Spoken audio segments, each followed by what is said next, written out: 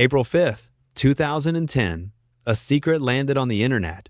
It wasn't a spreadsheet or a financial report, it was a ghost from a battlefield.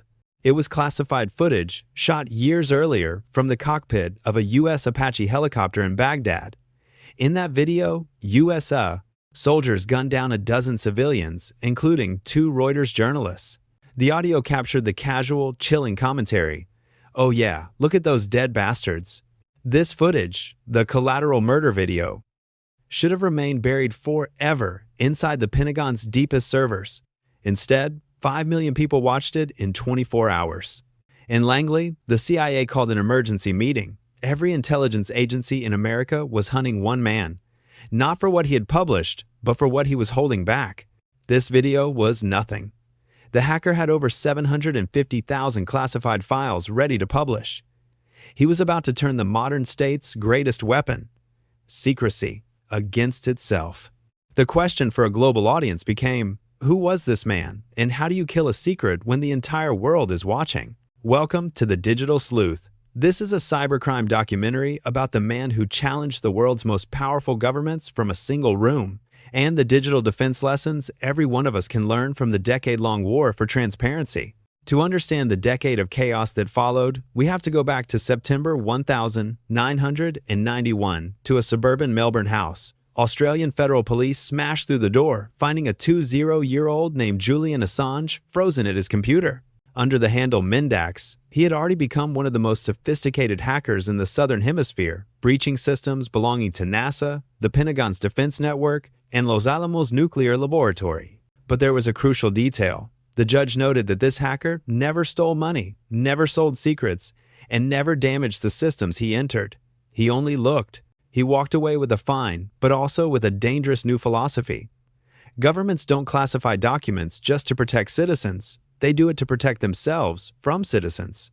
Assange didn't disappear. He vanished into the cypherpunk movement, a loose network of programmers dedicated to building tools that protect privacy from government surveillance. He helped create Rubber Hose, an encryption software so thorough that authorities couldn't even prove the hidden data existed. His work, his code, was a digital weapon built for an information war. In 2006, he founded Wikileaks, an uncensorable, cryptographic platform designed to combine technical protection with legal havens to publish secrets no power could suppress. His idea was simple: make classified documents a digital public good. But WikiLeaks needed one thing to change the world: a source willing to risk everything. And in May 2010, they found one in a 2-year-old Army intelligence analyst named Bradley Manning, now Chelsea Manning. Manning was working 14-hour shifts in Iraq, analyzing combat footage.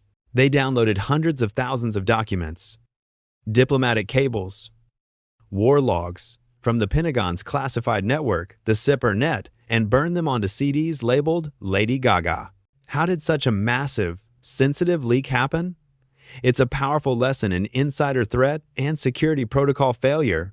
Even within highly secured networks, one single, trusted point of failure, a disgruntled or compromised employee, can be the weakest link. In this case, the failure wasn't just physical security. It was a lack of strict access controls and data loss prevention, or DLP, systems that should have flagged such massive, unauthorized downloads. When the Afghan War Diary hit in July 2010, it exposed Black Ops kill squads and civilian casualty figures that utterly contradicted official government statements. The Iraq war logs followed, recording thousands more civilian deaths than the Pentagon had ever publicly acknowledged. Then came Cablegate. The State Department cables exposed diplomatic deception on a global scale. It wasn't just about war crimes, it was about the lies governments told their own people. The cables revealed everything from secret deals with rivals to U.S. officials being ordered to steal DNA samples from UN personnel. The retaliation was swift and entirely digital. PayPal, Visa, and MasterCard cut off WikiLeaks funding, attempting to choke the organization out of existence. But the war for transparency became a physical siege in 2012 when Assange walked into the small Ecuadorian embassy in London. For the next 7 years, this converted flat became his digital fortress and his prison. But the most damaging strike against the U.S. intelligence community was yet to come. It was the moment the hunter became the hunted. In March 2017, WikiLeaks published the infamous Vault 7. This wasn't leaked operational data. It was the CIA's entire cyber weapons arsenal. Over 8,700 documents detailing the tools used by the Center for Cyber Intelligence. Vault 7 exposed weaponized software like Weeping Angel, which turned Samsung smart TVs into sophisticated listening devices even when they appeared to be off. It also detailed the CIA's practice of exploiting, but not reporting, vulnerabilities, known as zero-day exploits, in American-made products like Apple iOS, Android, and Windows. This meant that millions of everyday users were left exposed to foreign adversaries who might discover the same flaws. It also exposed methods like Umbrage, a program to steal Russian-made malware and use it in CIA operations, leaving false digital fingerprints to frame Moscow. CIA Director Mike Pompeo declared, "Wikileaks walks like a hostile intelligence service and talks like a hostile intelligence service." This new label was an attempt to strip the organization of the First Amendment protections usually afforded to a publisher. This event wasn't just a leak, it was a cybersecurity disaster for the U.S. government. They lost their entire playbook. It was a failure of the highest level network segmentation and access management. If a core intelligence contractor could steal the entire hacking toolkit, it proves that the most critical secrets were not properly firewalled from internal personnel. Inside the embassy, surveillance intensified. Security firms recorded Assange's privileged conversations with his lawyers, which were then allegedly provided to the CIA. This is a profound breach of legal and digital trust, demonstrating that in a high-stakes intelligence conflict, even physical and legal barriers are not enough to guarantee privacy. The end came in April 2019.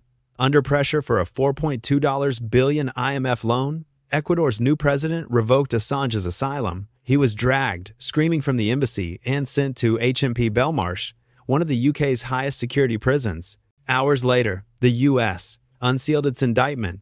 17 counts under the 1917 Espionage Act, plus 1 count of conspiracy to commit computer intrusion, totaling a maximum sentence of 175 years. This was the ultimate fight for precedent. The US wasn't charging him for being a hacker, they were charging him for being a publisher. They argued that by actively soliciting, receiving, and publishing classified information, he was complicit in espionage. This precedent, press freedom groups warned, threatens every journalist who ever reports on a classified leak.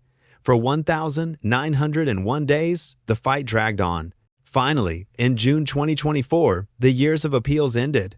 Assange pleaded guilty to 1 count of the Espionage Act, conspiring to unlawfully obtain and disseminate national defense information.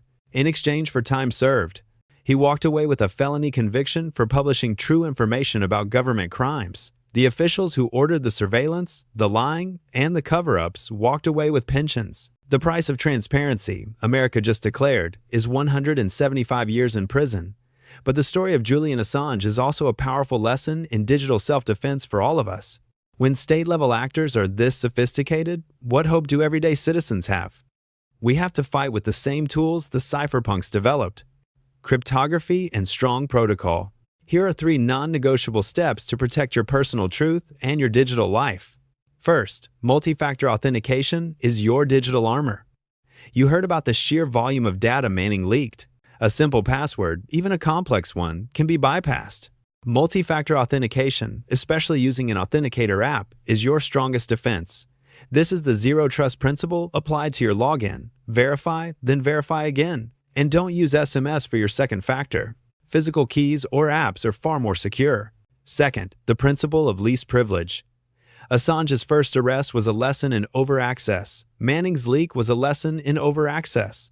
In cybersecurity, this means you only use the access you absolutely need. For your personal life, do not use an administrator account for daily web browsing or email. Use a standard user account. For your data, encrypt everything sensitive. Tools like VeraCrypt or the built-in encryption on modern operating systems make data unreadable without the key. Third, the software hygiene mandate. The Vault 7 leak was possible because the CIA was hoarding vulnerabilities. Holes in commercial software. Companies patch these flaws when they find them. Every security update you postpone leaves a known open door for hackers. Practice rigorous software hygiene. Update your operating system, browser, and all applications immediately. This is the #1 defense against most common exploits. Also, use a VPN. A virtual private network encrypts your connection, wrapping your data in a secure tunnel, like the protocols government systems use for secure communication. This is essential on public Wi-Fi. The question facing the next generation of journalists, activists, and citizens is whether the truth is worth 175 years. The precedent is set, but the ultimate power to keep our digital lives and the truth safe rests not with the Pentagon, but with the protocols we choose to adopt. I'm the Digital Sleuth. Stay safe, stay vigilant, and never stop looking for the truth.